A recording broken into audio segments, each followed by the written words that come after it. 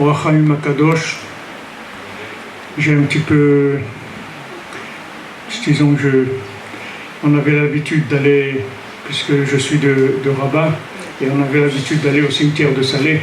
C'est là d'où vient le Ohr HaChaim HaKadosh. Et donc, le Ohr HaChaim HaKadosh, il était contemporain du Baal Shem Tov. Il était à la même époque que le Baal Shem Tov.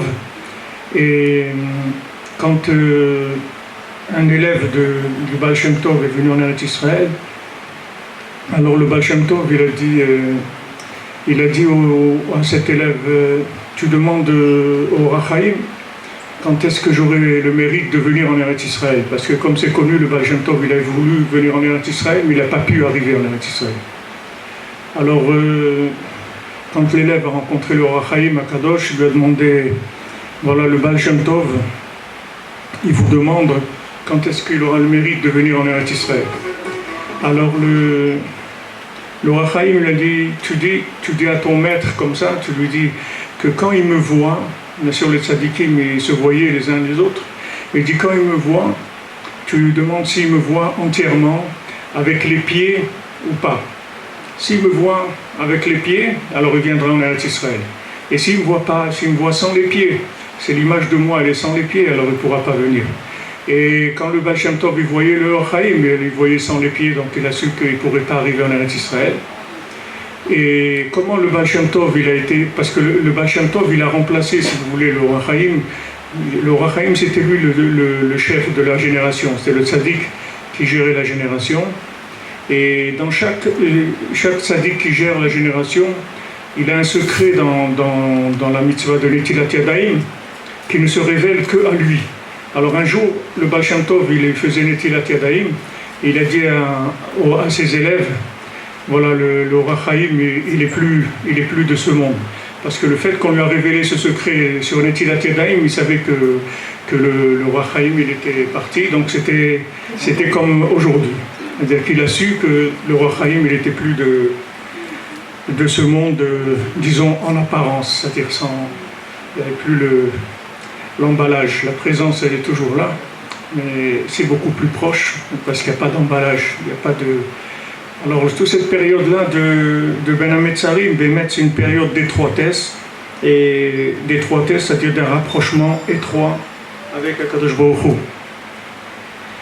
Alors, comme ceux qui nous suivent un peu, ils savent qu'on est dans un enseignement qui s'appelle la Torah 51 de Rabbi Nachman, dans l'Écouté Moharan, et qu'on a l'habitude d'aller, comme Rabbi Nachman il a demandé, d'étudier une Torah pendant un certain temps. Donc nous, là, on arrive presque au terme de cette Torah qu'on étudie depuis 1 an et demi à peu près. Donc on a à peu près 500 cours, 500 heures d'études de cours sur cet enseignement. Et cet enseignement, il parle principalement de la vérité, du Emet et du Emet Leamito. Il y a le Emet, il y a le Emet Leamito. D'ailleurs, pour une petite anecdote, c'est comme ça que j'ai convaincu ma chère épouse de se marier avec moi. Quand on s'est rencontrés, alors elle était une des élèves brillantes du Beth Yaakov. Et donc on a parlé. Alors elle m'a demandé, mais c'est quoi? Qu'est-ce que tu vas m'apporter? Qu'est-ce que tu as proposé? C'est quoi Breslev? Qu'est-ce que tu vas me proposer? J'ai dit, regarde, la Torah c'est Emet. Et Breslev c'est Emet Leamito. Alors quand elle a entendu cette notion-là, elle a su que c'est ça qu'elle cherchait. Donc elle a pris le risque, ça n'a pas été facile après, mais Baruch Hashem, on arrive, Ashrenu, Baruch Hashem. Alors, quelle est la notion de Emet et la notion de Emet Leamito? Il y a la notion de Emet, c'est une notion qui est interactive par rapport aux éléments de ce monde. Il y a le Emet de ce monde qui est un Emet qu'on appelle binaire, si vous voulez, c'est-à-dire qui est le résultat de l'observation, de la réflexion, de l'analyse, de l'esprit droit. Alors on arrive à des conclusions, on analyse et on arrive à des conclusions. Ça s'appelle le émet. C'est-à-dire qu'on on est honnête, parce que si on n'est pas honnête dans notre recherche, c'est sûr qu'on ne va pas trouver la vérité. Donc on est honnête dans notre recherche, on cherche la vérité, et on va prendre des éléments qu'il y a dans ce monde, et avec ces éléments, on va essayer de trouver notre chemin et de prendre des décisions. Ça, c'est le système binaire, qui est le système de la vérité, qui fonctionne toujours par deux. C'est ce monde-là, il fonctionne toujours par deux. Il y a le jour et la nuit, il y a l'homme, la femme, c'est toujours binaire. Et ces deux éléments, quand ils travaillent bien ensemble, alors il y a la vérité. Mais en fait, la vérité qu'Hachem il veut, c'est la troisième dimension. Hachem il veut qu'on arrive à la 3D. Hachem il veut pas qu'on reste dans le système binaire. Qu'est-ce que c'est la 3D? Le principe de la 3D, c'est le schéma du Magen David. Quand vous prenez le Magen David, il a trois côtés. Il a un côté qui est horizontal, qui fait le rapport entre deux points, et il a ces deux points-là que verticalement, c'est-à-dire il monte vers le haut en harmonie pour se connecter à la troisième dimension. Et cette troisième dimension, c'est elle qui va en fait chapeauter et il va faire tout dans ces deux points de vérité qu'il y a dans le monde. Donc normalement, si on est honnête dans notre démarche, on arrive à la 3D, à la troisième dimension. Si quelqu'un, à un moment, la vérité, ça lui suffit, alors il s'arrête là où il s'arrête. Une fois, on a demandé à Rabbi Nachman, il dit, mais qu'est-ce que vous avez de spécial par rapport à tous les tzadikim? Rabbi Nachman, il a dit de très grandes choses sur lui, et il a dit, qu'est-ce que vous avez de spécial?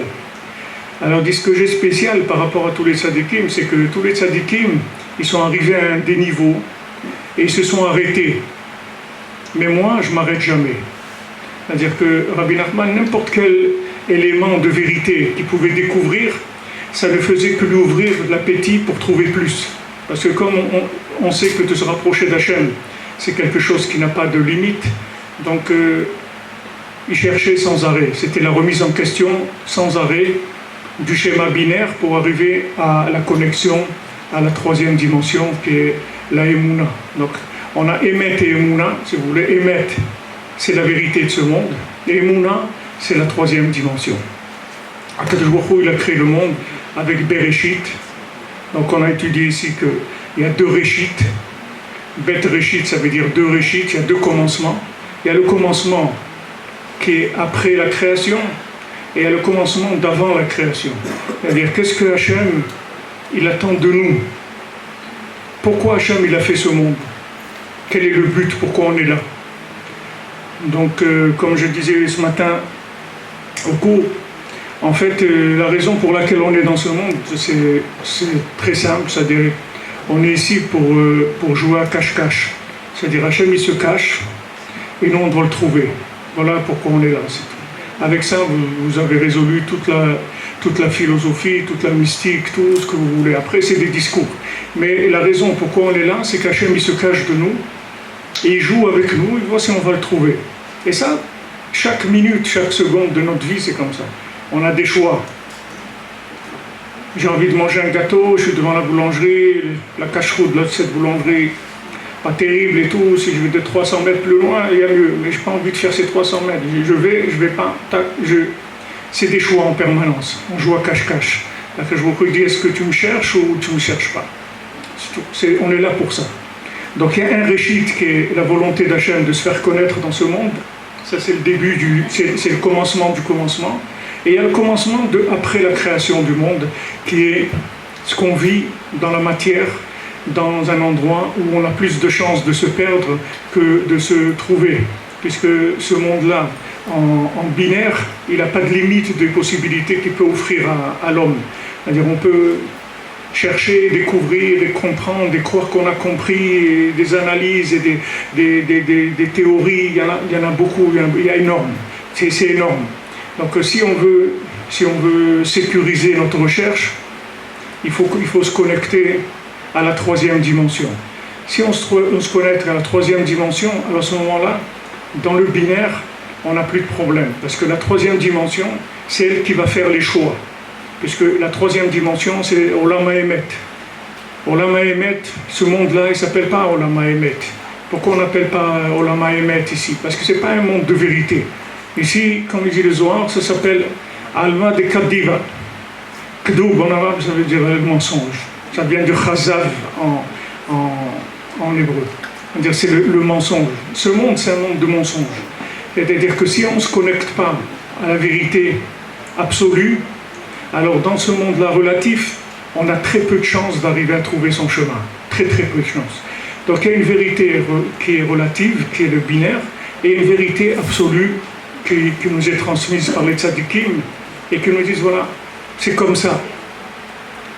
Les Meraglim, c'était des grands tzadikim. Hachem il leur a dit Eretz Israël c'est bien. Eretz Israël c'est bien. C'est la terre la plus magnifique, la plus merveilleuse du monde. C'est l'endroit où il fait le mieux vivre sur terre. C'est le paradis terrestre. D'accord? Ça, c'est dans la 3e dimension.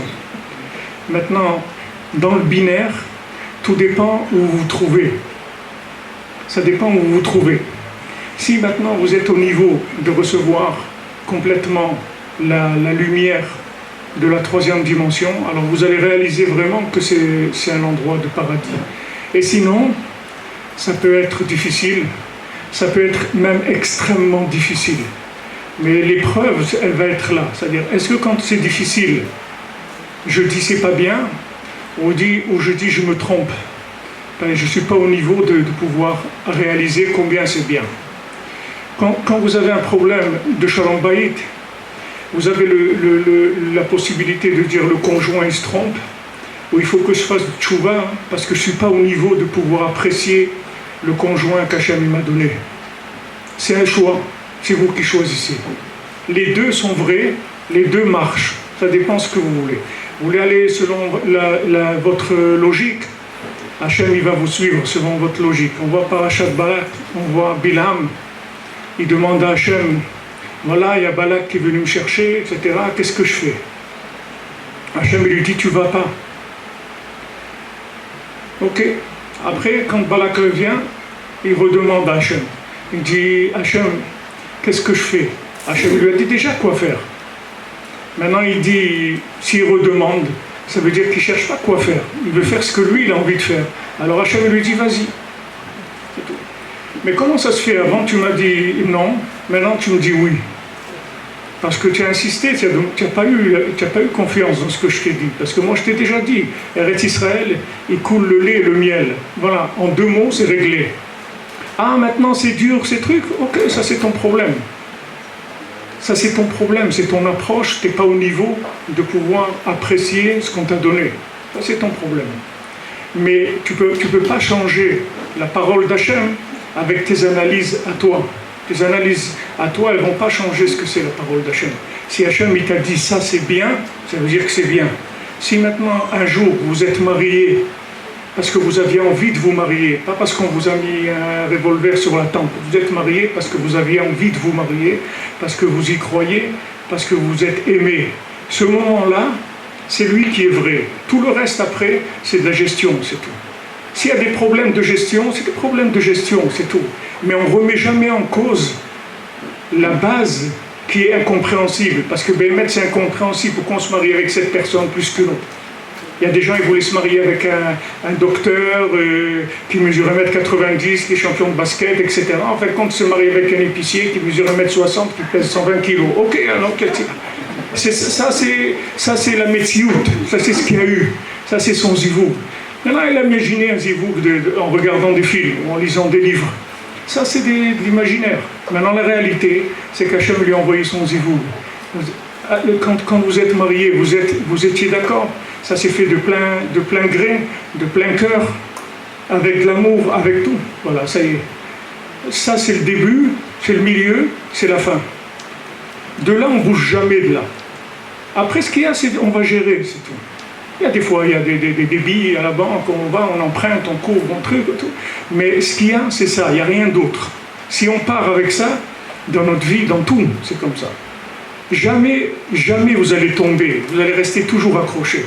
Si maintenant les miraglim, ils avaient dit, ok, nous, les Meraglim, il ne faut pas oublier, c'est des grands tzadikim, ce n'est pas des gens qui sont, c'est pas des gens simples. Hachem, il a dit à Moshe Rabbeinu, tu prends les plus grands. Ils se sont trompés.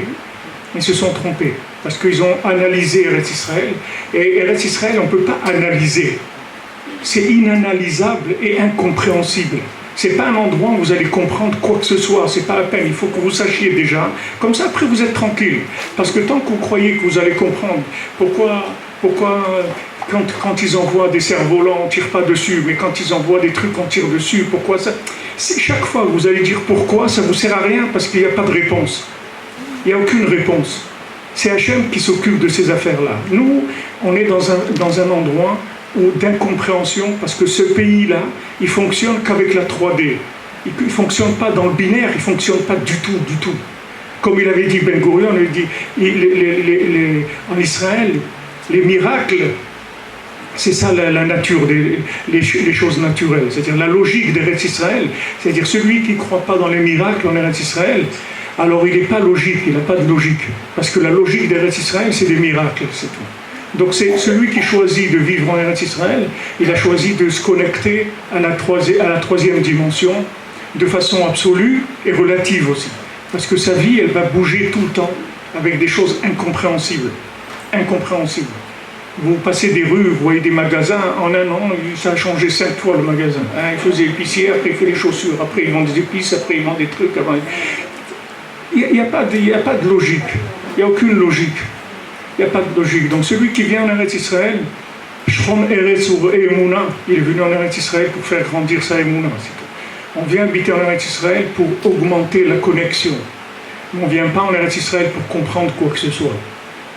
Ça, c'est l'élément de Eretz Israël, c'est l'élément du Shabbat, l'élément des tzadikim, de la Emouna. Et le mariage, c'est la même chose.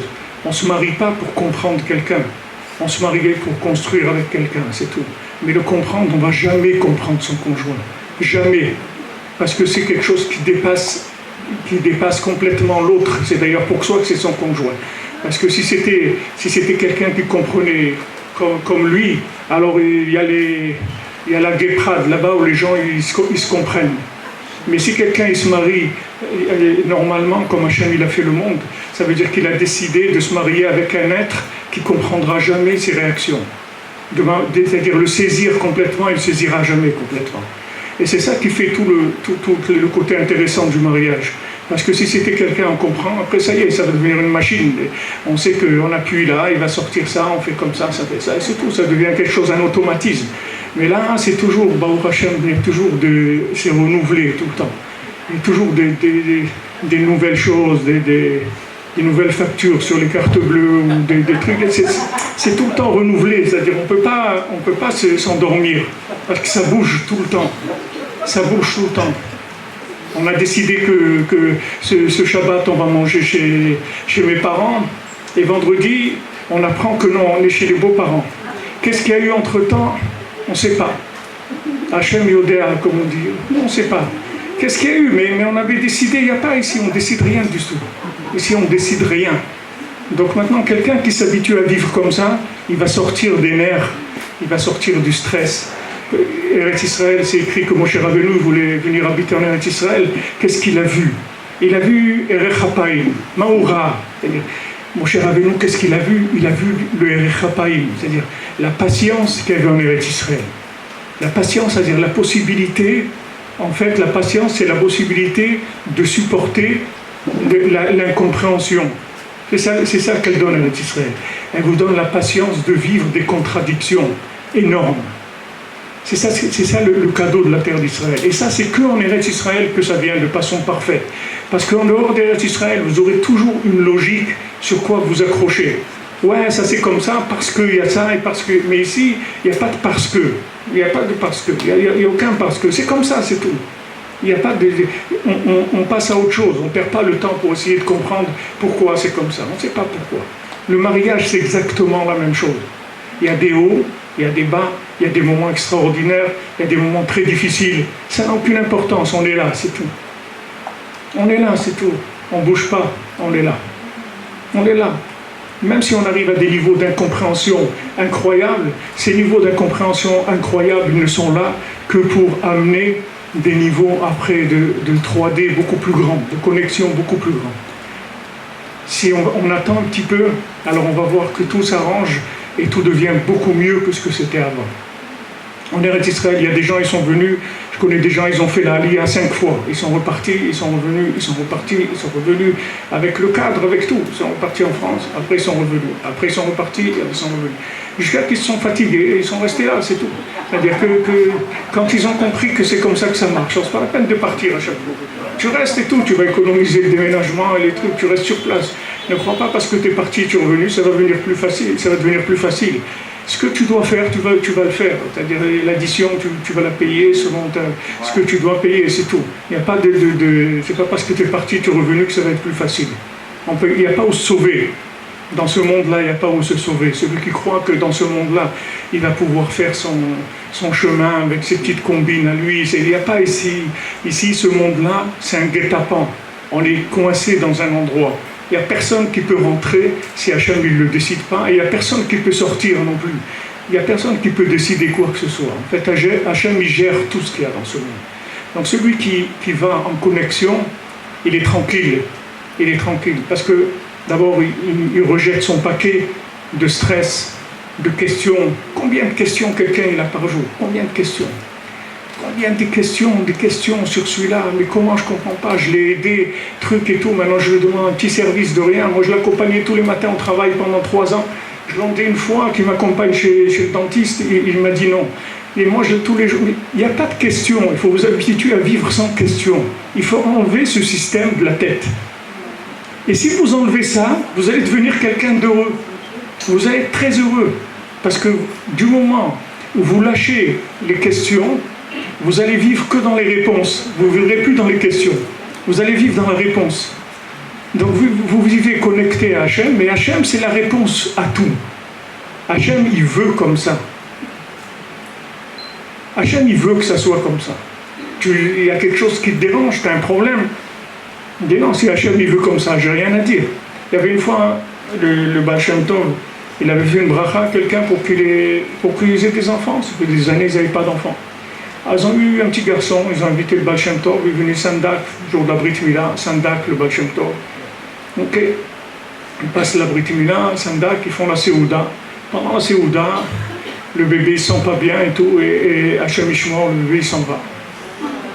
Alors les parents ils viennent le Baal Shem Tov, ils disent attendez, nous on n'avait pas d'enfant pendant des années, on vous a demandé d'avoir un enfant, on a cette joie, on vous invite et tout, c'est ça le résultat, c'est... Alors le Baal Shem Tov, il a dit, regardez, asseyez-vous. Regardez, il y avait quelqu'un qui était pas juif, et il s'est converti à l'âge de 16 ans. Et il est devenu un grand tzaddik, un très grand tzaddik. Et quand il est décédé, il est monté dans le Gan Eden, dans des yeshivot en haut, très élevés. À un moment, il a voulu rentrer dans un endroit très élevé, on lui a dit, tu ne peux pas rentrer là, pourquoi ? Il dit parce que tu n'as pas fait la Brit Mila au 8e jour. Tu fais la Brit Mila à l'âge de 16 ans.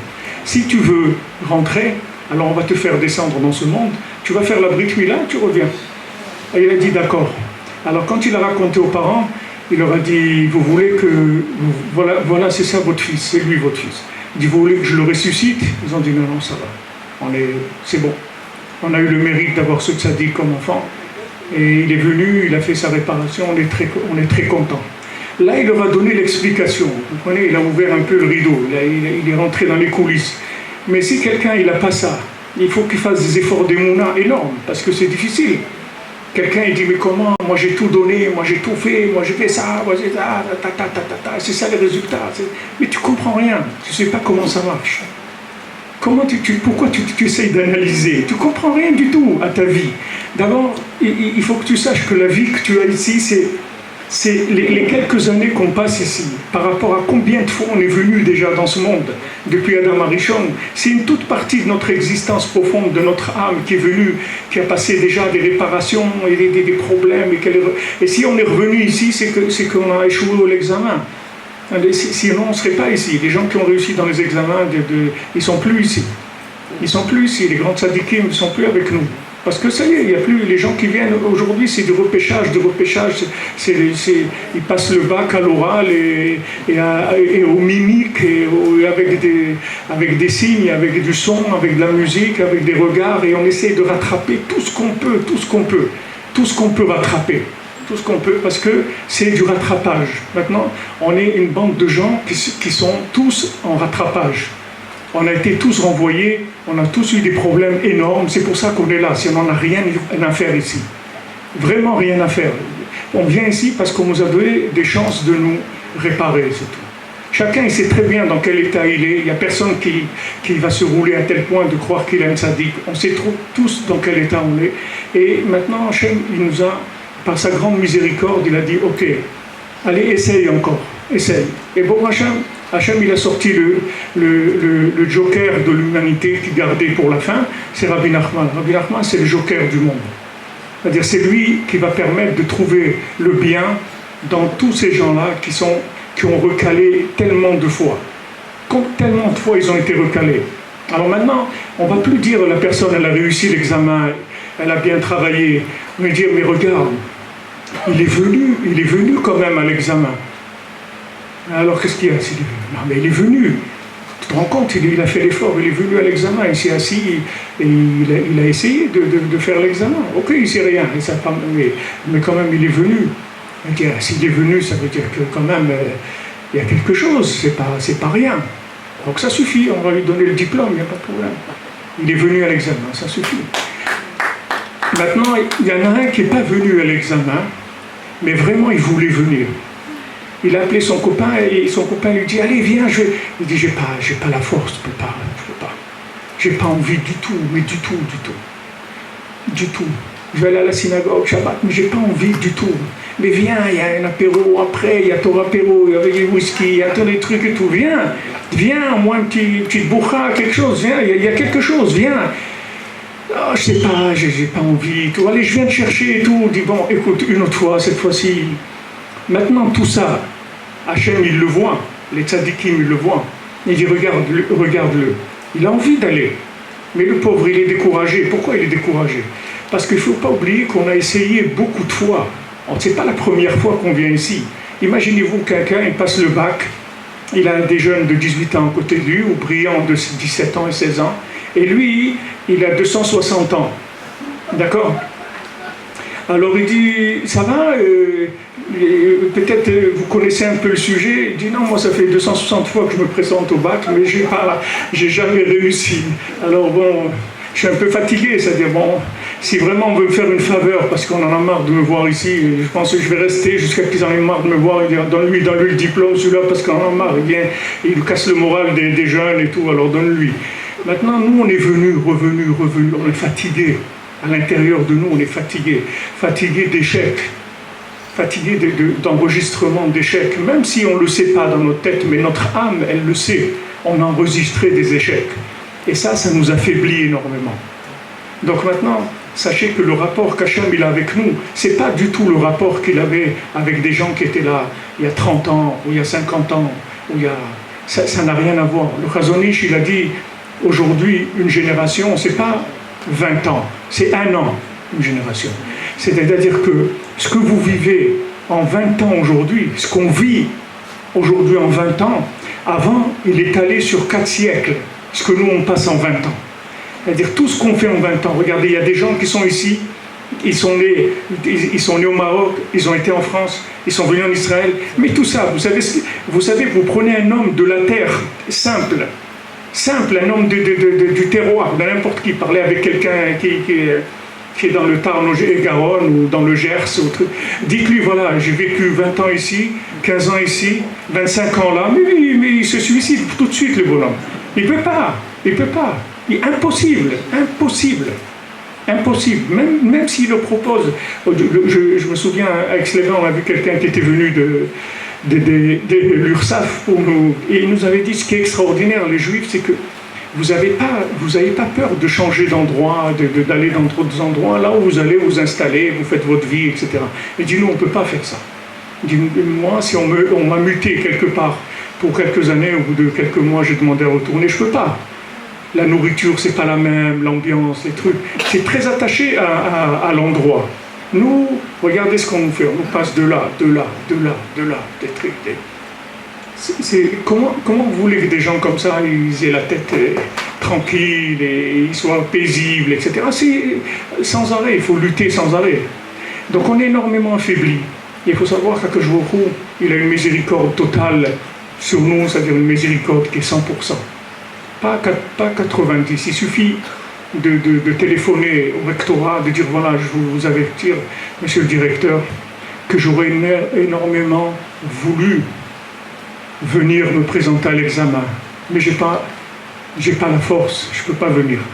Il dit ok, donnez-nous votre adresse, on va vous envoyer le diplôme par la poste, vous allez recevoir en recommandé. Ça suffit. Une fois, quelqu'un est venu chez Rabbi Nachman, il a dit je suis dans un état catastrophique et je fais que des bêtises, etc. Et le pire, c'est que j'ai même pas envie de changer. C'est ça mon problème. Je ne sais même pas pourquoi je vous dis ça, mais j'ai même pas envie de changer. Rabbi Nachman, il dit bon, ok, alors reste là-bas, qu'est-ce qu'il est question? Il dit non, mais j'aurais vraiment aimé changer. Il dit avant, tu aurais aimé? Il dit ouais. J'aurais aimé, quand je vois des gens dans la Torah, ça me plaît. Il dit, donc tu aurais voulu vouloir? Il dit oui. Il dit, ben ça suffit, il n'y a pas besoin de plus. Tu aurais aimé faire, ça suffit. Même si tu ne fais pas, ça suffit. Bien sûr, c'est comme la paradouma, on ne joue pas avec ça. Ce qu'on est capable de faire, il faut le faire. Mais ce qu'on n'est pas capable de faire, on n'est pas obligé de le faire. Il suffit qu'on enregistre, comme ils disent, à voter au truc, et ils disent a voulu, ça suffit. Il a voulu venir à la synagogue, ça suffit. Mais il n'est pas venu, ça ne fait rien, il a voulu venir.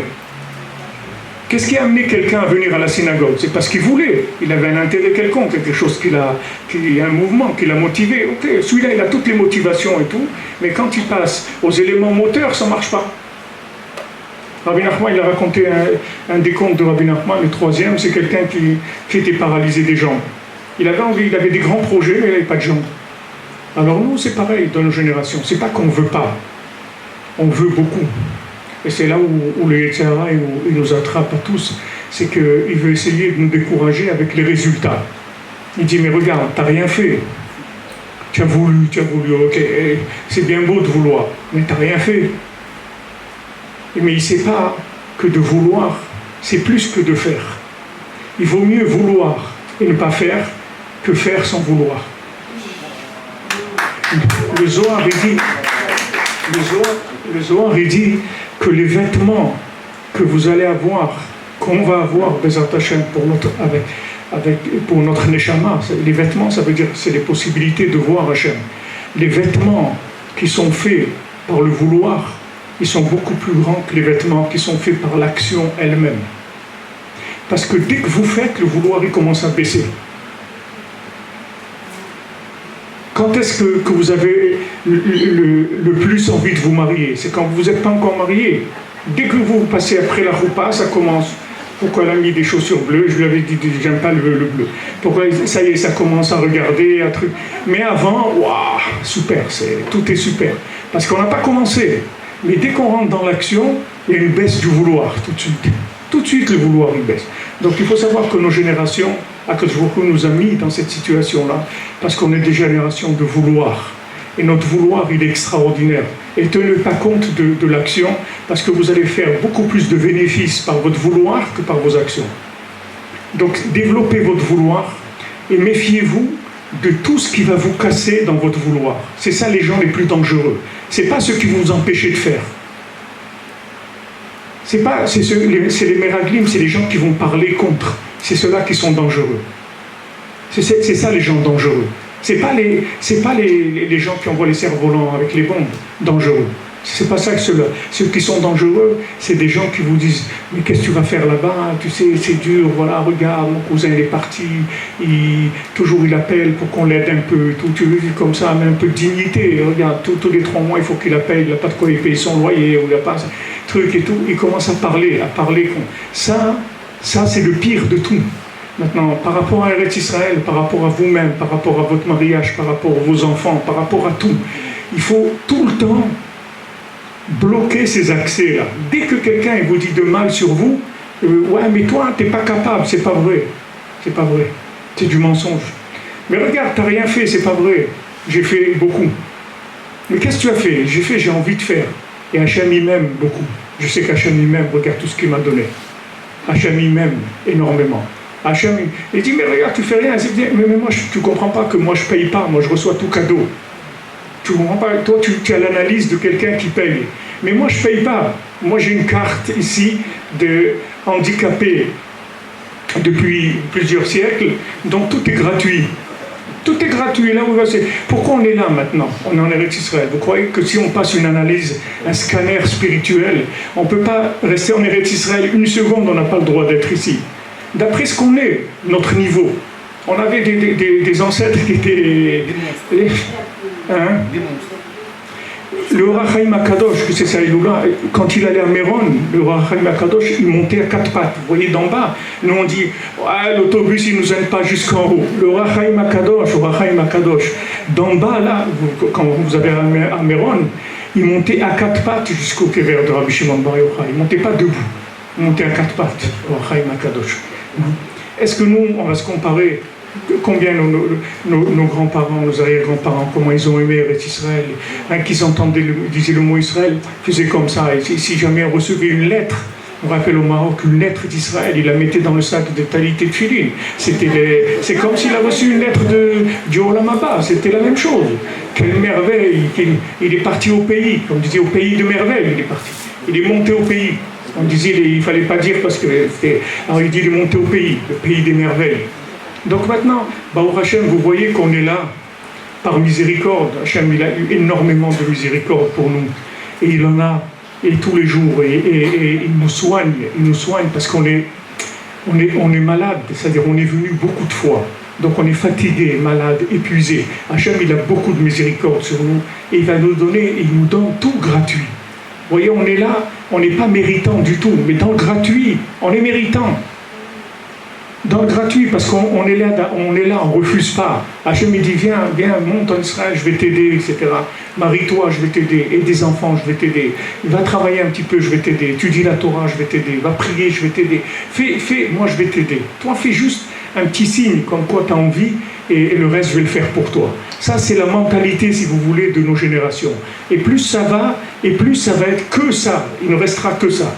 Donc maintenant, les gens les plus dangereux, c'est les gens qui essayent de vous décourager. Et les gens les plus extraordinaires, c'est des gens qui vous encouragent.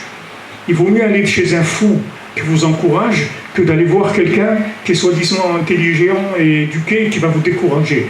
Il vaut mieux parler avec des fous, vous voyez, qui ne savent rien, qui sont complètement à côté. Ils te disent, mais toi, t'es super, toi, quand je te vois, je vois David Amelech, je te promets, c'est comme ça, je te vois, tu as la tête de... Et vous savez qu'il est fou, mais ça fait rien, ça marche. Vous allez voir qu'il va vous faire du bien.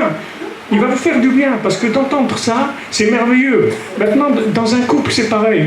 Faites des compliments qui sont faux toute la journée. Ça n'a aucune importance.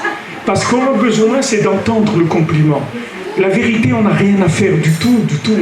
On a besoin de la musique du compliment. On a besoin de la musique. Rabbi Nachman, il dit, Mashiach, il va chanter un chant. Ce chant, les gens, ils vont entendre. Tout le monde va se rapprocher d'Hachem avec ce chant. Dans le Likutei Moharan, Rabbi Nachman, il dit, chaque Torah, elle a un chant.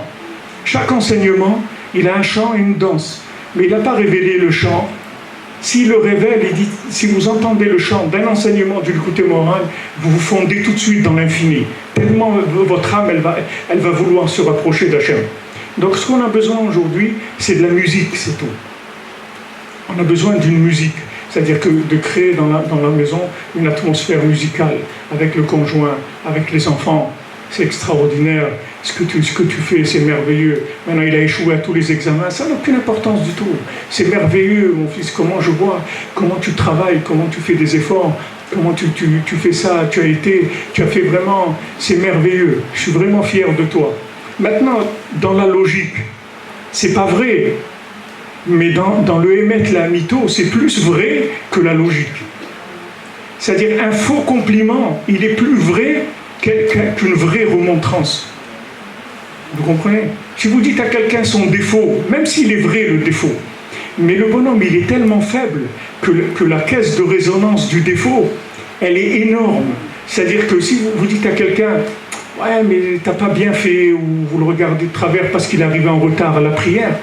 C'est comme si Mamash, c'est comme si vous le tuez, l'individu. La résonance que ça a, c'est une résonance énorme, même si c'est vrai. Et de l'autre côté, vous prenez un compliment qui n'est pas vrai, il a de la résonance dans l'individu. Parce que Behemet, les Amito, Amer Israël, Koulam Tzadikim, on est tous des Tzadikim. Ça, c'est la vérité. Ah, maintenant, je suis à l'envers et tout. Regarde pas à l'envers. Tourne-toi de l'autre côté, tu vas voir un endroit. C'est tout.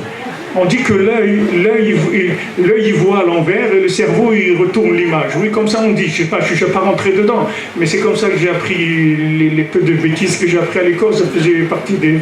Il dit que l'œil, l'objectif de l'œil, il tourne à l'envers et le cerveau rétablit l'image. D'accord ? Donc maintenant, quand vous voyez quelque chose, quelqu'un il est à l'envers, il faut juste retourner l'image. Vous dire non, il est très bien. Il dit mais comment? Regarde ce qu'il a fait, je te dis qu'il est très bien. Il est très très bien. C'est quelqu'un d'extraordinaire.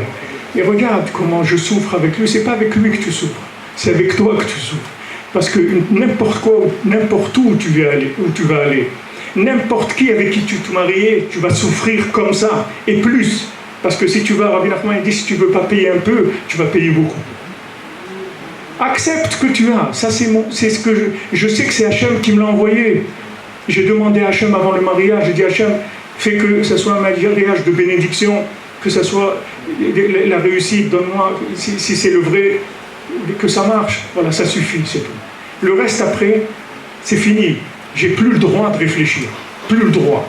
Tous les gens qui ont détruit leur vie, Rabbi Nathan il le dit ici, tous les gens qui ont détruit leur vie, c'est uniquement parce qu'ils ont réfléchi. S'ils n'avaient pas réfléchi, tout le monde aurait réussi. Parce que quand tu ne réfléchis pas, Hachem il t'attrape, il t'amène. Comme le GPS. Tu vas te disputer avec le GPS. Tu ne vas jamais arriver chez toi si tu te disputes avec le GPS.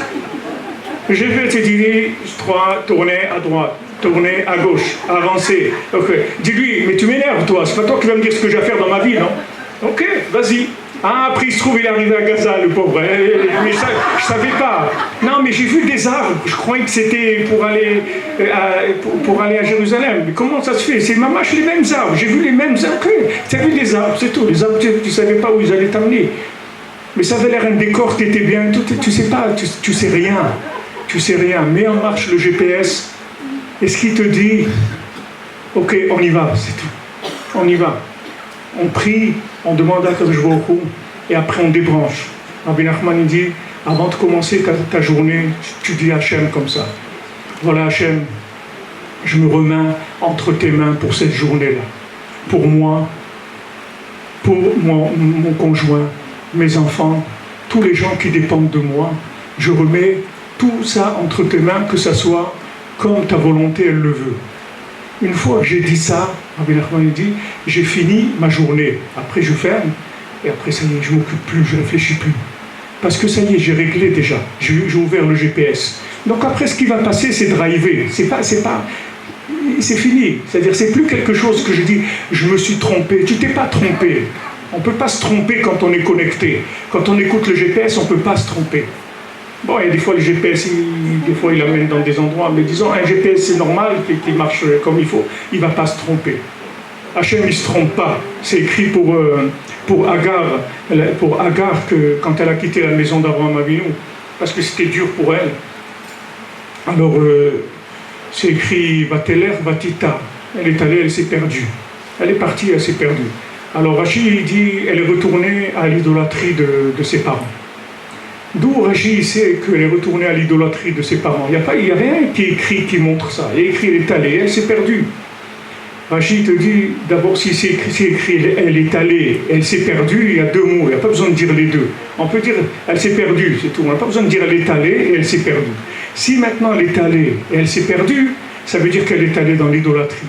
Parce que quelqu'un qui va avec la Emouna, jamais il peut se perdre. Jamais il peut se perdre. Jamais ça s'appelle qu'il s'est perdu. Parce que, qu'est-ce que je peux faire de plus que demander au Créateur de s'occuper de moi? Il y a quelque chose de plus grand comme Ishtadlut au monde. Il n'y a pas une plus grande Ishtadlut que ça. Le Chazon Ish dit la plus grande Ishtadlut qui existe dans le monde, c'est la prière. Il n'y a pas une plus grande Ishtadlut que la prière. du moment où tu as prié, tu as fait tout ce que tu pouvais faire dans ce monde. Plus que de bouger tes mains. Parce qu'après, de ta prière, Hachem il va faire bouger tes mains. Hachem il va t'amener dans les endroits qu'il faut. Il va te faire rencontrer les gens qu'il faut. Tu vas avancer, tu vas pouvoir découvrir des choses, découvrir des nouvelles énergies qui vont te donner de la joie. Tu vas pouvoir entreprendre. Tout ça, Hachem il va te le donner si c'est ça que tu dois faire. Mais la seule chose qu'on peut faire dans ce monde, en vérité, c'est d'appeler au secours, c'est tout. On dit, regarde, Hachem, moi je t'ai pas demandé de venir dans ce monde. C'est toi qui m'as mis ici. Alors je t'en prie, occupe-toi de moi. Moi, je ne sais pas ce qu'il faut faire. Moi, je ne sais pas ce qu'il faut faire. Les gens, ils m'appellent, ils me disent, Rabbi Frère, voilà, je fréquente quelqu'un depuis quelques mois et tout, et je ne sais pas si je dois me marier, je sais pas. Je dis, alors, qu'est-ce que tu comptes faire? Je ne sais pas. Je dis, alors, tu as qu'à prier, demande à Hachem. Dis, ce que tu me dis à moi, moi, je ne peux rien faire pour toi. Moi, je vais te dire quoi? D'après quoi je vais te dire que c'est ça? Non, c'est rien. Demande à Hachem. Dis, voilà, s'il est pour moi, que ça marche, c'est pas pour moi, que ça ne marche pas, c'est tout. C'est tout. Avec ça, tu as fait ta ishtadlout. Après, tu t'es marié, et après tu as des problèmes, etc. Ça n'a aucune importance. Parce que ça y est, tu sais que ça, c'est Hachem qui te l'a donné. Donc c'est réglé, c'est bien, c'est parfait. C'est parfait, c'est tout. C'est parfait, j'accepte tout que ça, c'est Hachem qui te l'a donné. Donc c'est réglé. Ça y est pas que je parlais ailleurs en même temps, je parlais qu'ici. Vous comprenez? Ça s'appelle la 3D, ça s'appelle la troisième dimension. C'est-à-dire, je vis dans la troisième dimension. Je vis pas dans le binaire. Le binaire, j'y comprends rien. Mais moi, ce que je fais, je monte et en haut, j'adresse toutes mes demandes et j'ai aucun souci à me faire. Parce que après, qu'est-ce qu'on peut me demander? Après 120 ans, qu'est-ce qu'on va me demander? Qu'est-ce qu'on peut me demander? Et dire, voilà, mais tu as fait plein de bêtises, etc. Mais je vous ai demandé, non? Vous voyez bien, à chaque fois, avant de faire une bêtise, j'ai toujours demandé à Hachem, sauve-moi du Yetzirah. Tous les jours, je lui demande, qu'est-ce que tu crois que je peux faire de plus? Moi, je suis un boxeur, je suis un athlète, je suis venu en Gilgoul 20 fois, je me suis couché dans un cimetière déjà, pour venir faire toute la tournée des cimetières en Israël, je suis partout. Vous allez me trouver à Dimona, à Ashkelon, partout. Vous allez me trouver, je me suis couché là-bas plusieurs fois. Qu'est-ce que vous voulez de moi? Est-ce que je peux faire quelque chose de plus que de demander à Kadosh Baruch Hu? Il y a quelque chose de plus grand que ça? Il n'y a pas plus grand que ça. Donc ça y est, ça je l'ai fait, donc laissez-moi tranquille, c'est tout. Il n'y a pas de jugement. Sur quelqu'un qui s'adresse à Hachem, il n'y a aucun jugement. Le jugement, il n'y a qu'un seul jugement. C'est celui qui ne parle pas avec Dieu, c'est tout. Alors lui, il prend la responsabilité de sa vie, c'est tout. Il prend la responsabilité de ses échecs et c'est lui qui payera l'addition parce qu'il se considère tout seul. Mais quelqu'un qui prend le temps, ça ne prend même pas une minute. Même pas une minute. Mamash, même pas une minute.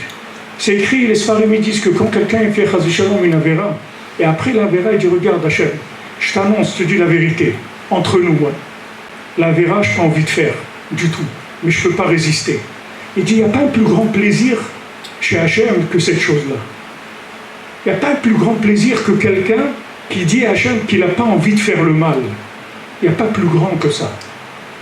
C'est beaucoup plus grand que quelqu'un qui arrive à ne pas faire le mal parce qu'il est fort. Quelqu'un qui n'arrive pas à résister au mal, mais qui le dit à Hachem, il amène beaucoup plus de plaisir à l'autre. Parce que l'autre, c'est un athlète, vous comprenez? Lui, il n'a besoin de personne. Lui, il n'a besoin de personne.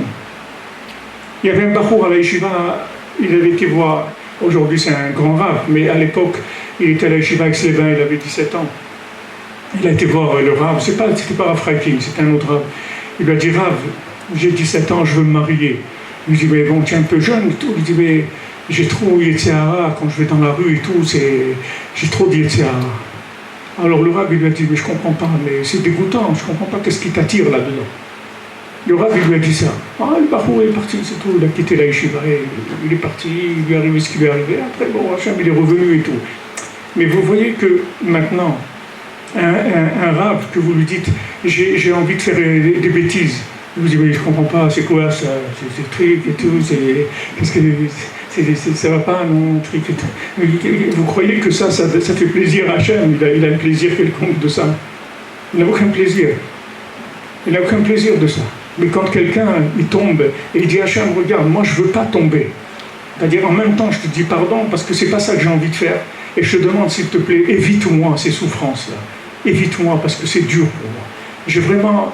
Vraiment, je t'aime et je voudrais vraiment être comme tu veux que je sois.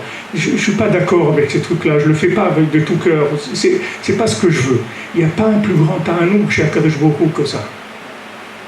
Et des fois, il arrive même que Hachem, il maintient les gens dans le mal, rien que pour entendre ça. C'est tout. Il ne le laisse pas sortir, même s'il veut sortir. Même s'il peut sortir, il ne le laisse pas sortir. Rien que pour entendre cette prière de lui, c'est tout. Hachem, il le maintient là-bas. Parce qu'il sait qu'il vient avec tellement de cœur, avec tellement de regrets, que ça, il ne va pas l'obtenir s'il le rend professionnel. Vous comprenez? Tant qu'il est amateur, le gars, il est là à laisser, vous voyez. Alors il est là, il dit, il y a quelque chose à faire, je vais nettoyer, j'ai truc, vous voulez un café, embauchez-le, vous allez après. Il va dire le café, il va demander à ta femme, ta mère qu'elle te fasse le café, je ne suis pas là pour ça. Donc tu vois bien, tu m'as embauché pour ça.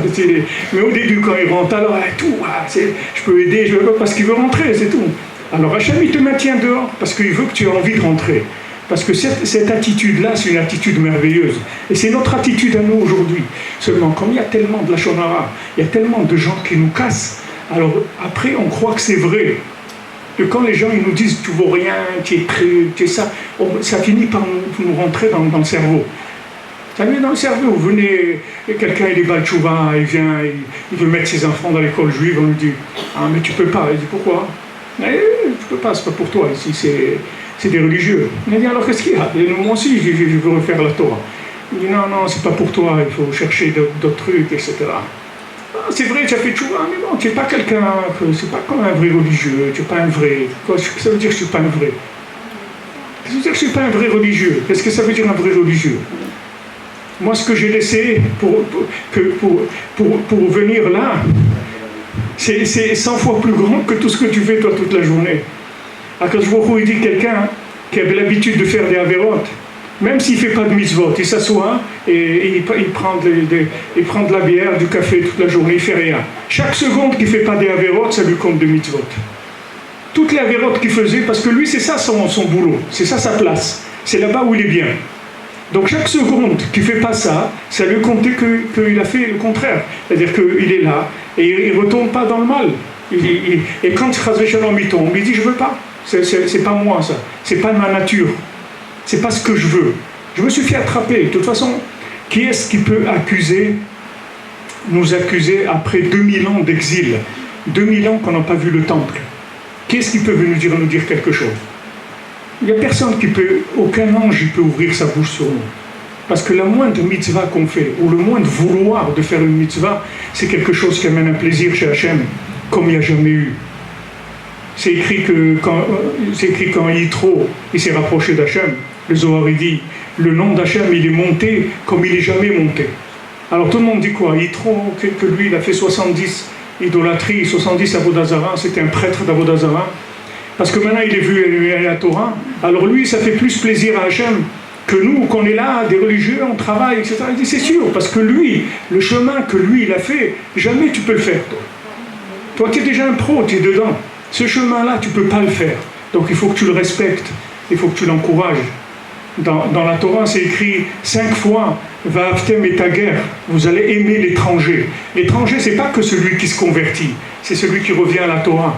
C'est celui qui monte en Eretz Israël. C'est celui qui vient dans quelque chose qui est nouveau par rapport à lui. C'est celui qui vient de se marier. C'est celui qui vient de commencer un travail. Celui qui vient de commencer à avoir des enfants. Celui qui commence à mettre ses enfants à l'école. Tu dois l'aimer. La Torah, elle te dit, tu dois l'aimer. Il y a une mitzvah de l'aimer très spécialement. Pourquoi? Parce qu'il est étranger.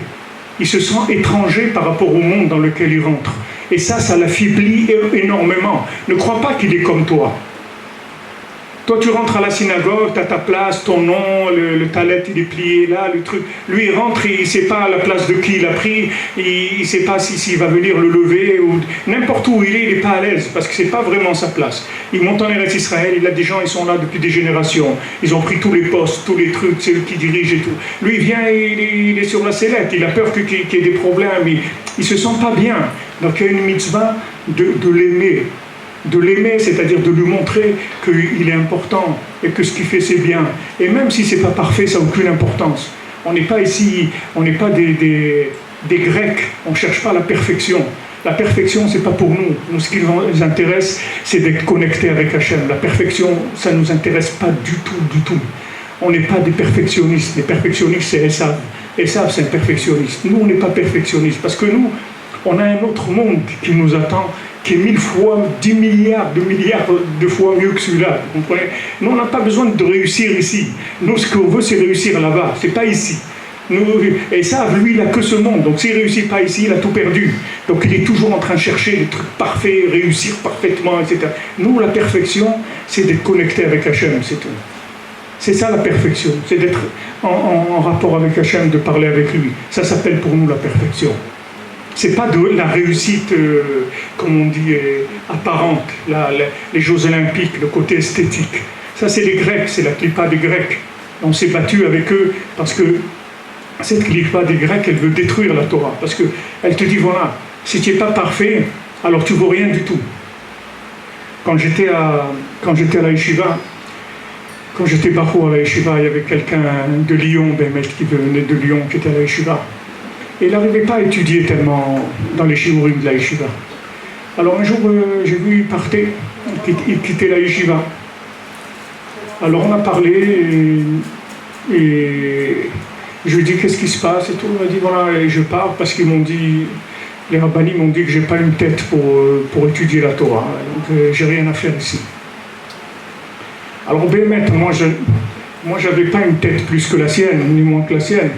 Mais moi ce que j'avais, c'est que moi j'étais un fou de la Emouna.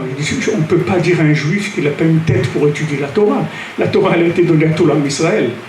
Dis à quelqu'un, j'ai pas la méthode qu'il faut pour toi. Je m'excuse. On va essayer de trouver un endroit où tu peux étudier. Mais ne dis pas à quelqu'un, tu n'as pas de tête, tu vas lui couper la tête si tu lui dis ça. Tu l'as tué si tu lui dis ça. Ne lui dis pas ça. Alors comme Baruch Hashem, m'a donné le srout de ma maman, qui m'a toujours donné de la émouna, confiance en soi, je dis regarde, moi je vais faire un pacte avec toi. Tu restes à l'Yeshiva, j'étudie 4 heures par jour avec toi. Et je te garantis, je te signe un papier, que dans un an, tu sais étudier tout, ce que tu veux. Tu es d'accord? Il me dit d'accord, je te fais confiance. Et ça a été comme ça. Pendant un an, on étudiait de 9h à 1h. Tous les matins. Tous les matins. Bon, c'est pas parce que je suis fort, c'est rien parce que je sais, j'ai la émouna comment ça marche. C'est-à-dire que tu n'as pas eu la méthode. Maintenant, on était tous les deux. On étudiait, on faisait Chumash, Mishnah, Gemara, Halacha. Tous les matins, on faisait ce seder-là. Et bon, Hachem, au bout d'un an, vous avez étudié, marié, 9 enfants, il a 30 ou 40 petits-enfants. Qu'est-ce qu'il veut recouper la tête? Qu'est-ce qu'il serait devenu, ce monsieur-là? Qu'est-ce qu'il serait devenu, ce monsieur-là? Pourquoi? Et vous avez un rave qui vous a dit, tu n'as pas de tête pour étudier la Torah. Mais on n'a pas le droit de dire ça. Quand Hachem il a donné la Torah en Israël, il n'a pas dit amène rien que les têtes, il a dit tout le peuple il peut recevoir. Ah, dis maintenant que tu ne sais pas enseigner la Torah à des gens comme ça c'est autre chose. Tu dis regarde, nous on a un truc limité, nous on s'adresse à des gens comme ça et comme ça. Donc toi maintenant tu as besoin de quelque chose de plus proche, de plus personnalisé, etc.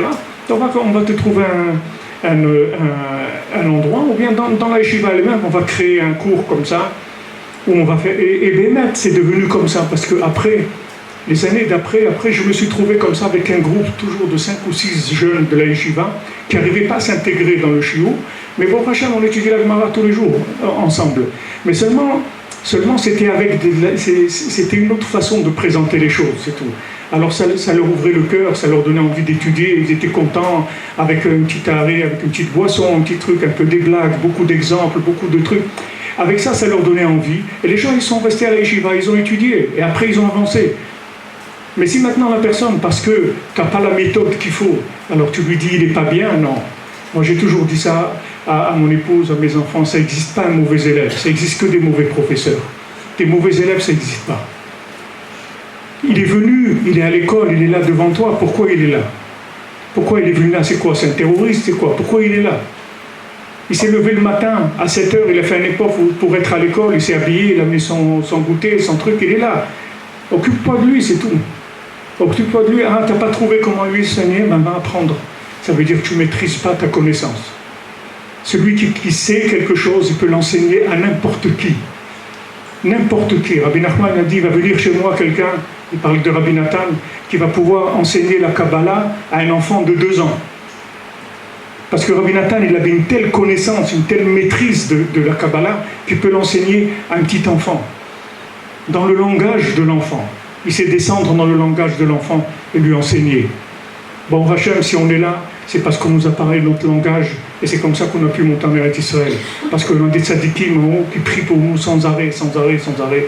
Et à chaque fois, ils ouvrent des portes. Et il y a des nouveaux qui viennent, il y a des nouveaux qui montent, il y a des gens qui sont attirés, qui disent « Ouais, j'ai envie et tout ». D'où ça vient, c'est notre envie là? C'est parce qu'en haut, il y a des tzadikim qui plaident pour nous en permanence, sans arrêt, sans arrêt. Donc Rabbi Nachman a dit « En shum yush ba'olam klal » ne te désespère pas. Ne te désespère pas, ne te décourage pas. Ce que tu as commencé va jusqu'au bout, c'est tout. Ne te décourage pas. Parce que ce que tu n'as pas pu faire aujourd'hui, tu vas peut-être pouvoir le faire demain. Parce qu'il y a des tzadikim en haut qui sont en train de plaider pour toi. Peut-être ton dossier n'est pas passé hier, il va passer aujourd'hui. Il y a mon voisin à Mea Shearim, il avait perdu sa femme à une 20aine d'années. Et il s'est marié avec une femme que son mari, Hachem Ishmael, était mort dans un attentat à Emmanuel. Il y avait un bus qui avait explosé. Son mari, il était mort là-bas. Elle n'avait pas d'enfant. Elle s'est mariée à 53 ans. Elle n'avait pas d'enfant. Ils ont eu des jumeaux à l'âge de 55 ou 56 ans. Une femme qui n'a jamais eu d'enfant dans sa vie. Ouais, des jumeaux, là. C'est-à-dire, il n'y a pas de binaire. Vous comprenez? Tout celui qui vous amène. Si quelqu'un par le binaire, il vous encourage, pas de problème. Je suis prêt à écouter toutes les logiques encourageantes. Mais si tu me sors une logique décourageante, c'est du mensonge. Je ne veux pas. Dès qu'on sort une logique décourageante, il faut remonter dans la 3D. Il dit, Hachem, il peut tout faire. Hachem, il peut tout faire. D'un idiot, il peut en faire quelqu'un d'intelligent. Hachem, il change la tête de quelqu'un en 1 seconde. Une fois, il y avait des gens, ils se moquaient d'un fou devant le Chafetz Chaim. Chafetz Chaim, il dit, vous ne moquez pas, parce qu'il faut bouger dans la tête quelque chose qui fait 1 millimètre et vous devenez fou comme lui. Peut-être pire que lui-même. Donc vous ne moquez pas de lui.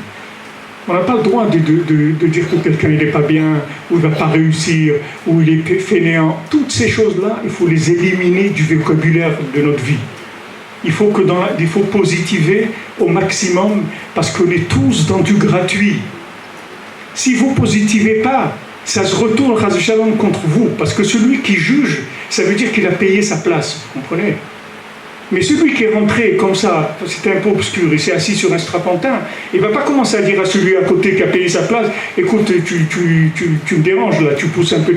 Parce qu'il sait que s'il fait ça, il va appeler le gars, il va lui dire, vous avez un billet, là, vous n'avez pas, dégagé. Qui est-ce qui peut se plaindre? C'est quelqu'un qui a payé sa place. Aujourd'hui, personne n'a payé sa place. Il n'y a que du gratuit. Donc on n'a pas le droit de se plaindre. On n'a pas le droit de dire à quelqu'un il n'est pas bien, de juger qui que ce soit, ni de se plaindre. Parce qu'on est dans le gratuit. La preuve, regardez où on est. On est dans du gratuit toute la journée. Regardez tous les ennemis qu'on a, regardez tout ce qu'il y a autour de nous, toute la folie qu'il y a dans le monde. Contre l'Eretz Israël, ils ne parlent que de nous. Et un petit pays comme ça, on fait parler de nous plus que n'importe qui dans le monde. Il n'y a pas un pays, si vous prenez une année de journaux, il n'y a pas un pays qui prend de la place sur les journaux comme Eretz Israël. Ça n'existe pas. Il n'y a aucun pays dans le monde. Donc vous voyez de là, c'est qu'on est le premier pays du monde. On est le pays le plus important qu'il y a sur Terre. Pourquoi ils parlent de nous? Pourquoi nous, quand on jette une pierre, c'est important? Et à côté, on tue 200 000 personnes, c'est qu'une importance. Parce que Béhémet, ça n'a qu'une importance. Et que nous, une pierre chez nous, c'est pas une pierre, c'est la plus grande bombe atomique qui ait jamais existé. C'est pas une pierre, apparemment c'est une pierre, mais derrière, il y a des choses énormes qui sont derrière. Pourquoi nous, on ne laisse pas construire des maisons? Vous avez vu un pays au monde où vous n'avez pas le droit de construire? Il n'y a pas de pays comme ça. La France, elle a volé la Corse, la Martinique, la Guadeloupe. Elle sait qu'elle a volé. Il n'y a personne qui va dire que la Martinique, ça appartient à François Ier. Vous comprenez? Il n'est pas né là-bas, c'est pas à lui, il n'a pas acheté, rien du tout. Ok, donc, qu'est-ce qu'il y a? On ne parle pas de ça. Mais nous, c'est à nous, Yerushalayim. C'est pas, Yerushalayim, c'est pas de l'anglais, c'est pas de l'arabe, c'est pas de l'espagnol, c'est pas du chinois. Le mot Yerushalayim, c'est écrit dans la Torah. Hebron, on l'a acheté. Abraham Avinu l'a acheté. Tout le monde lit la Bible et il voit qu'on l'a acheté. C'est à nous. Et nous, non. On parle contre nous. Pourquoi? Parce qu'Hachem, il veut nous faire sentir l'importance de ce qu'on est en train de vivre. Comment c'est merveilleux ce qu'on vit. C'est-à-dire que chaque petit mouvement, il a tellement d'importance. que le monde entier, il essaye de freiner ça. Parce qu'il sait que si maintenant on construit des maisons, et si maintenant il y a uniquement, disons, 2 millions de juifs qui montent en Israël, tout le monde entier va changer. On va changer la face du monde complètement. Complètement. Le monde il va se mettre complètement en deuxième position. Parce qu'ici, il y a une telle énergie, il y a une telle force qu'Hachem y donne. Il a un avenir tellement grand pour nous que chaque détail est important. Et ça, les princes en haut qui dirigent les nations, parce que chaque nation, elle a un prince dans le ciel. Elle a un ange qui la dirige en haut. Donc ces anges-là, eux, ils savent très très bien où on va arriver. Donc ils font tout ce qu'ils peuvent pour nous empêcher. Et nous, on doit retourner ça. Au contraire, de dire, mais c'est merveilleux. C'est sûr que je vais construire une maison. C'est pareil qu'une maison, un palais, je vais construire. Je vais construire quelque chose d'extraordinaire. Et en plein dans les territoires où tu dis que moi je suis un colon de quoi? Toi, tu as volé la Corse, tu as volé les trucs. Les Américains, ils ont tué des Indiens, ils ont éliminé un peuple entier, ils leur ont volé leurs terres, ils ont tout. Et ça, il n'y a pas de problème. Personne ne parle sur ça. Personne ne dit rien. Pourquoi? Parce que ça n'a aucune importance. Parce qu'il n'a pas de valeur. Mais si vous rentrez dans le schéma binaire, vous allez vous comparer avec ça. Mais il ne faut pas vous comparer avec ça. Parce que sinon, vous allez avoir de la révolte à l'intérieur. Et dire comment, à l'ONU, ils nous accusent, nous, les gens les plus humains de la Terre, on soigne nos ennemis. Ceux qui vont nous mettre des bombes après, ils sont dans nos hôpitaux, on les soigne, ils partent après, ils viennent nous mettre des bombes. Mais on est des fous complets, etc. Quand on voit les autres. Il n'y a aucune nation qui fait ça au monde. Je peux vous dire, dites à Poutine, envoyez des cerfs-volants, vous allez vous envoyer, il va vous envoyer, ce n'est pas des cerfs-volants qu'il va envoyer. Donc on a dit à Poutine, il y a des gens, ils envoient des cerfs-volants, ils ont brûlé déjà des centaines d'hectares, vous allez voir ce qu'il va leur faire. Et nous, on supporte ces choses-là.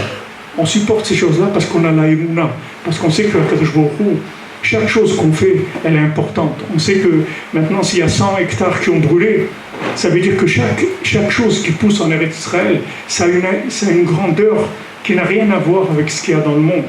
Et chaque seconde qu'on vit en Eretz Israël, ça n'a aucune comparaison avec quoi que ce soit sur Terre. Mais si vous allez dans la logique, vous croyez que vous vivez dans un pays de la norme internationale, alors soit vous allez devenir un révolté, soit vous allez avoir des crises de nerfs, vous allez avoir des dépressions, parce que c'est insupportable. Mais il ne faut pas rentrer dans la logique, parce que ce n'est pas comparable. Au contraire, cette chose-là, il faut la retourner. Alors Rabbi Nachman, il dit ça pour le Yetzer Hara de chacun. Tu vois que tu as tellement du Yetzer Hara, alors remercie-le, le Yetzer Hara, parce que c'est lui qui te renseigne sur le bien que tu as en toi. Comme je donne comme exemple toujours, je dis les bandits, ils n'attaquent pas des camions de légumes, ils attaquent les camions de la Brinks. Donc si vous voyez des bandits qui vont attaquer un camion, vous leur dites merci, je ne savais pas que j'avais des trésors dans le camion. Mais je sais que vous êtes bien renseignés. Si vous m'attaquez, ça veut dire que vous savez que j'ai beaucoup de marchandises qui a de la valeur. Parce que vous n'allez pas attaquer quelque chose, prendre des risques pour rien. Donc quand vous voyez que vous êtes attaqué et qu'on ne vous laisse pas avancer, qu'on ne vous laisse pas réussir, que vous voulez telle chose, on vous empêche, etc., il faut retourner ça à votre avantage en disant si on veut tout le monde m'empêcher, pourquoi on m'empêche tellement ? C'est parce que je suis voué à une réussite extraordinaire. Ça veut dire que si je tiens le coup, et ça va être une réussite extraordinaire, comme aujourd'hui, vous voyez en Eretz Israël, regardez Baruch Hashem, qu'est-ce que Baruch nous a donné. Avec tout ça, avec tout ce budget pour l'armée, tout ce qui part pour cette défense-là, malgré ça, regardez tout ce qu'on développe et tout au-dessus de la plupart des pays du monde. On a besoin autant d'ingénieurs que les États-Unis. C'est un pays qui se développe. Imaginez, vous, que si on n'avait pas ça autour de nous, on n'aurait pas eu cette motivation-là. On serait endormi, ça n'aurait pas été la même chose. Tandis que là, Baruch Hashem qui a ça, ça nous donne tous les jours la Emouna. Chaque jour, Baruch Hashem. Aujourd'hui, il n'y a pas eu de roquettes qui ont été tirées, il n'y a pas eu ça, Baruch Hashem. Parce qu'on est tout le temps comme ça, sur le qui-vive. Ça fait sortir énormément d'énergie créative. Ça nous fait avancer. Alors, personnellement, Rabbi Nachman dit, quand tu vois que tu es attaqué par le Yetzer Hara, sache que c'est quelqu'un d'important. Parce que le Yetzer Hara, il ne se dérange pas pour des gens qui ne sont pas importants.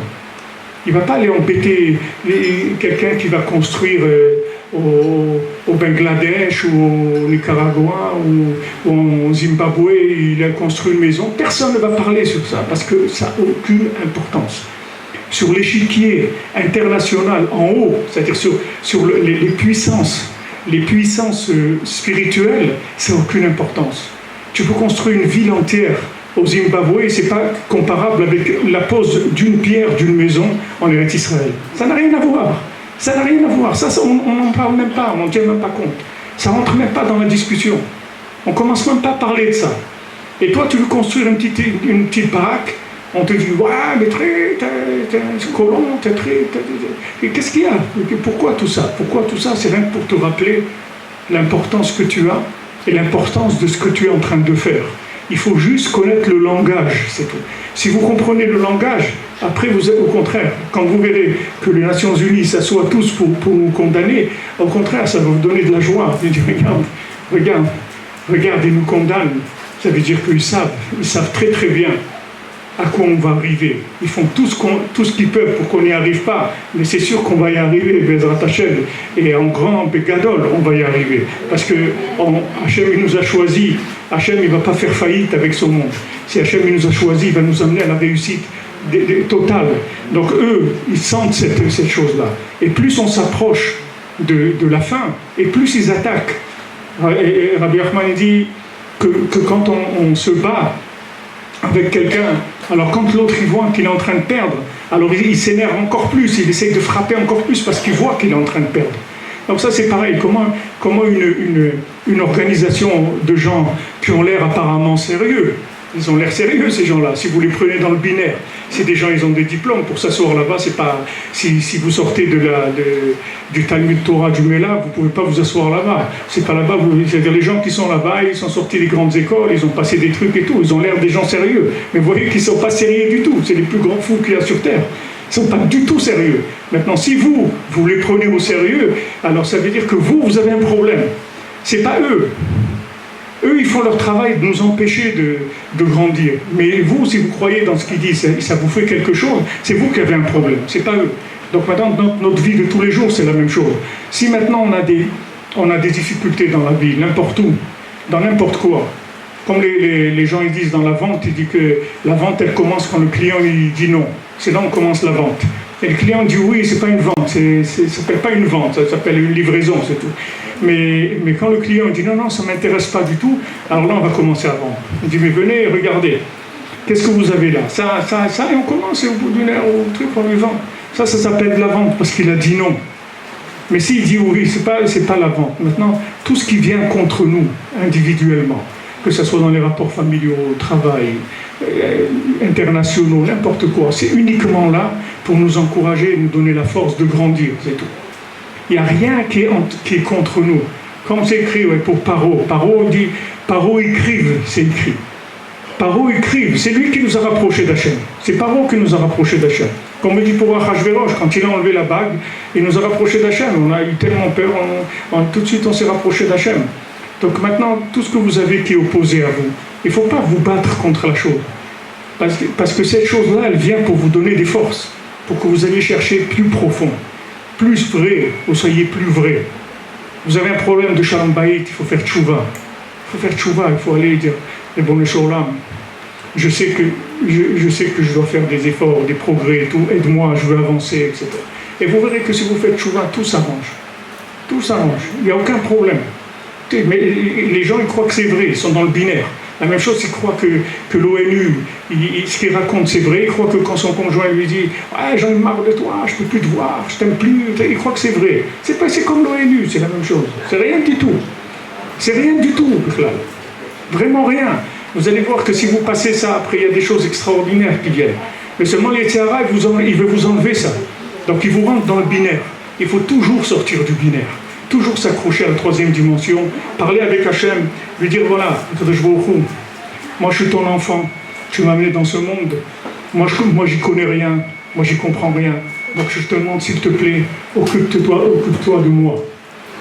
Comme il dit Rabbi Nathan, c'est vrai que tout ce monde il a été créé pour le libre arbitre, pour la Bechira, pour que je fasse des choix. Alors qu'est-ce qu'on dit à Hachem? Regarde, moi je fais mon choix, c'est-à-dire que je choisis rien, tu choisis pour moi. Toi, tu choisis pour moi. Et ça, je le dis tous les jours à Hachem. Choisis ma journée pour moi. Fais-moi ce que tu penses qui est bien. Voilà, c'est ça que je veux. Moi, je ne sais rien. Moi, il y a des choses, elles ont l'air bien, et la fin, c'est pas bien. Non, je ne peux pas savoir. Je ne sais rien. Donc maintenant, je te demande de choisir pour moi. Et du moment où vous faites ça, vous êtes en règle avec en haut, et vous êtes en réussite en bas. Et c'est ce que je vous ai dit au début, c'est le Magen David. Vous voyez, le Magen David, il est comme ça, et l'autre côté aussi. Parce que ici, on a le binaire. Le but du binaire, c'est d'être connecté à la troisième dimension, en haut. Mais en haut, c'est la même chose. En haut, ils ont des valeurs énormes, etc. Mais si le haut, il n'a pas réussi en bas, c'est un échec. Donc le haut, il s'intéresse au bas, et le bas, il s'intéresse en haut. C'est ça le Magen David. C'est ça, Ani Dodi Vedodiri. C'est-à-dire que nous, on demande de l'aide d'en haut, et d'en haut, on a des supporters qui nous disent allez, vas-y, allez, je t'en supplie, vas-y, je t'en supplie, fais quelque chose, je t'en supplie, parce qu'on est tous en haut, et on prie pour toi, on veut que ça marche. Donc ne lâche pas, continue, etc. Parce que la réussite d'en haut, elle dépend d'en bas. C'est écrit qu'Akadosh Baruch Hu, il ne rentre pas dans Yerushalayim Shel Ma'ala tant qu'elle n'est pas reconstruite Yerushalayim Shel Mata. Akadosh Baruch Hu, il ne rentre pas dans Jérusalem d'en haut tant qu'il n'y a pas Jérusalem d'en bas. Parce qu'Akadosh Baruch Hu, il est engagé avec nous, Béhémet. Il est engagé avec nous, c'est-à-dire tous les mondes supérieurs, ils sont devenus dépendants des mondes inférieurs. Et le monde inférieur, il est dépendant du monde supérieur. Ça, c'est la dynamique, si vous voulez, des deux mondes. Et c'est ce que moi j'appelle, pour imaginer ça, le 3D, c'est-à-dire la troisième dimension, c'est-à-dire la connexion avec le haut. Tant que vous êtes connecté avec le haut, le bas, il est réglé automatiquement. Il n'y a aucun problème. Il n'y a aucun problème. Et si vous n'êtes pas connecté en haut, même si vous réussissez dans le binaire, ça ne s'appelle pas une réussite. Ce n'est pas une réussite, parce que la réussite, elle a le nom de réussite que si elle fait participer l'intervention d'en haut. Ça s'appelle que je réussis si Hachem, il a réussi à travers moi. Mais si je réussis tout seul, ma réussite, elle va passer le temps que je suis là. Combien j'ai réussi? 20 ans, 30 ans, 40 ans? Okay. C'est bien, Mazal Tov, ok, tu as réussi. Tu t'en vas, tout part avec toi. Mais celui qui a connecté avec Hachem sa réussite, que tout il a fait avec la prière, tout il a mis entre les mains d'Hachem, lui, chaque pas qu'il fait, c'est une réussite pour lui, c'est une réussite pour en haut, et c'est pour réussite pour toute l'humanité. Alors, Bezat Hachem, 10h18 normalement, Bezat Hachem, je vous souhaite à tous, tout l'homme Israël, Bezat Hachem, de rentrer dans notre véritable métier, comme il a dit Bilam. Ce peuple-là, toute sa force, elle est dans sa bouche. Ce peuple-là, tu ne peux pas faire la guerre avec lui. C'est un peuple qui fonctionne avec la bouche. Donc nous, on est des spécialistes de la communication avec l'au-delà, la communication dans ce monde, la communication avec notre conjoint, nos enfants. Rabbi Nachman dit qu'il faut parler tous les jours avec Hachem, il faut parler avec son conjoint, il faut parler avec ses enfants. Si vous parlez tous les jours, vous n'aurez jamais de problème de Shalom Bayit. Le problème de Shalom Bayit, c'est les vides qui créent, les silences. C'est les silences qui créent le problème. C'est quand il n'y a pas de communication. S'il y a de la communication, vous n'aurez jamais de problème. Tant que vous êtes en communication, il n'y a pas de problème. Mais il faut rester en communication, il ne faut pas raccrocher. Gardez toujours le téléphone ouvert, raccrochez pas, raccrochez jamais. N'importe quoi qu'il y a, on parle. La communication, elle est au-dessus de tout. Ça, si vous voulez, c'est pendant ces 3 semaines-là qui vont venir, c'est un moment privilégié où il y a une augmentation de la connexion entre Hachem et nous. Il se rapproche de nous, donc il va être à l'écoute beaucoup plus que ce qui est habituel. Donc c'est un moment où on peut être marbé bitfila, on peut demander à Kadosh Baruch Hu tout ce qu'on veut lui demander. Il faut oser lui demander, Bezat Hachem, pour Hatzlacha Gdola, pour tous ceux qui sont là, pour tout en Israël.